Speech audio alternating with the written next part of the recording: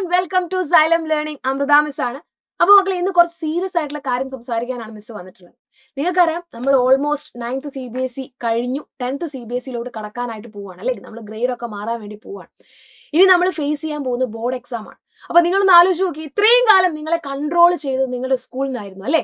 സ്കൂളിൽ ഇടുന്ന question paper ടീച്ചർമാർ ഇവാലുവേറ്റ് ചെയ്യുന്നു, അല്ലേ? നമ്മളെ ഫുൾ കൺട്രോൾ സ്കൂളിലാണെങ്കിൽ ഇനി നമ്മളെ കൺട്രോൾ ചെയ്യാൻ പോകുന്നത് ബോർഡ് എക്സാംസ് ആണ്. അതായത് ബോർഡാണ്, CBSE ബോർഡാണ് നമ്മളെ കൺട്രോൾ ചെയ്യാൻ പോകുന്നത്.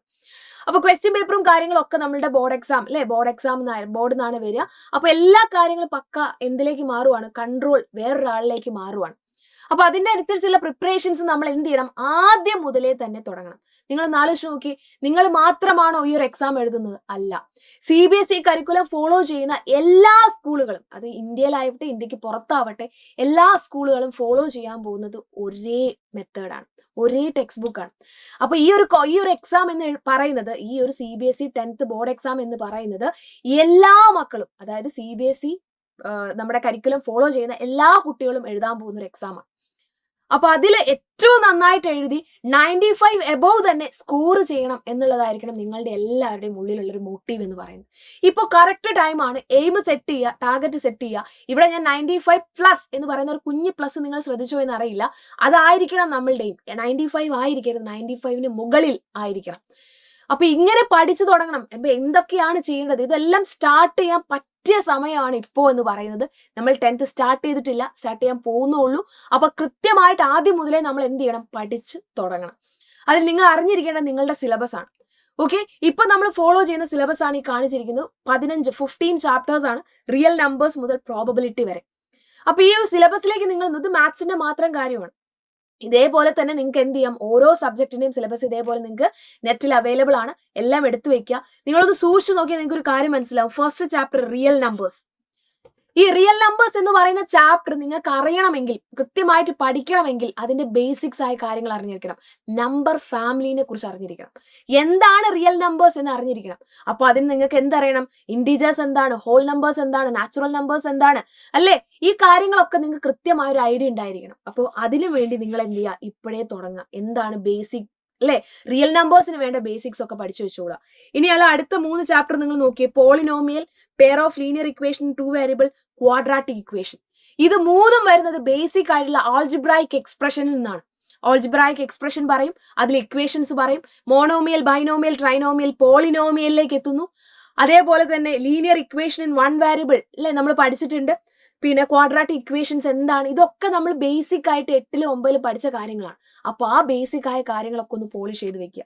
പിന്നെ ട്രയാങ്കിൾസിനെ കുറിച്ച് പഠിക്കാനുണ്ട്. കോർഡിനേറ്റ് ജോമെട്രി പഠിച്ചിട്ടുണ്ട് 9th. പിന്നെ സർക്കിൾസ്, അതിന്റെയൊക്കെ continuation. Surface area and volumes, statistics, probability.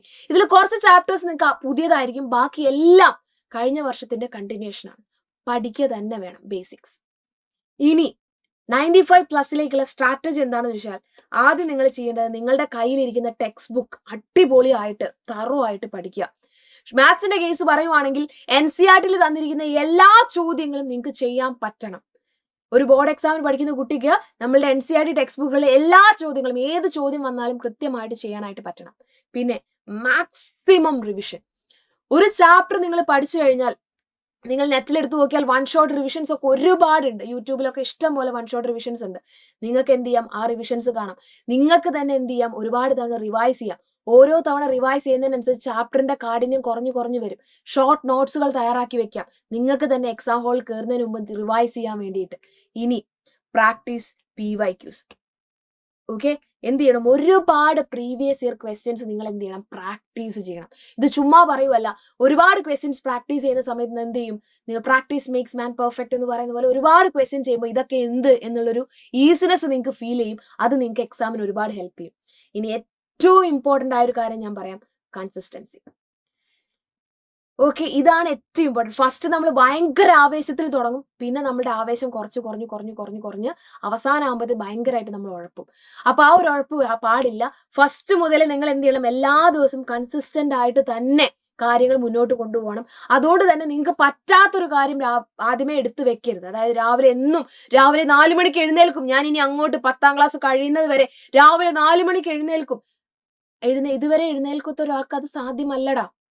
അതുകൊണ്ട് നിങ്ങൾക്ക് പറ്റാത്ത കാര്യങ്ങൾ ഏറ്റെടുക്കണം എന്നല്ല, കൃത്യമായിട്ട് ഒരു ദിവസം ഞാൻ 6 മണിക്കൂർ അല്ലെങ്കിൽ ഒരു 4 മണിക്കൂർ കൃത്യമായിട്ട് പഠിക്കും എന്ന് പറഞ്ഞ് നിങ്ങൾ എന്ത് ചെയ്യുക, സെറ്റ് ചെയ്ത് വെക്കുക. അതിനനുസരിച്ച് കാര്യങ്ങൾ മുന്നോട്ട് കൊണ്ടുപോവുക. ചെയ്യാൻ പറ്റാത്ത കാര്യങ്ങൾ ആദ്യമേ ഏറ്റെടുത്ത് കുളമാക്കുന്നതിൽ നല്ലത് കൃത്യമായിട്ട് പഠിക്കുക തന്നെയാണ്. ഓക്കെ, അപ്പൊ ഈ പറഞ്ഞ കാര്യങ്ങളൊക്കെ ഒന്ന് മനസ്സിൽ വെച്ചോളൂ. അടിപൊളിയായിട്ട് നമുക്ക് എന്ത് ചെയ്യാം, 10th എക്സാം അടിപൊളിയാക്കാം. അപ്പൊ അതിനുള്ള എല്ലാ ഹെൽപ്പും നമ്മുടെ സൈലത്തിന്റെ ഭാഗത്ത് നിന്നുണ്ടാവും. അപ്പൊ എന്ത് ചെയ്യുക, വേഗം തന്നെ ബാച്ചിലൊക്കെ ജോയിൻ ചെയ്ത് സൂപ്പറായിട്ട് ആദ്യം മുതലേ പഠിച്ചു തുടങ്ങാം. ഓക്കെ, അപ്പൊ 10th ബോർഡ് ബാച്ചിന്റെ പേരൊക്കെ നിങ്ങൾക്ക് അറിയുണ്ടാവും, അസ്ത്ര ബാച്ച് ആണ്. വേഗം തന്നെ ജോയിൻ ചെയ്ത് അടിപൊളിയായിട്ട് ഫസ്റ്റ് മുതലേ നമുക്ക് എന്ത് ചെയ്യാം, പഠിച്ചു തുടങ്ങാം.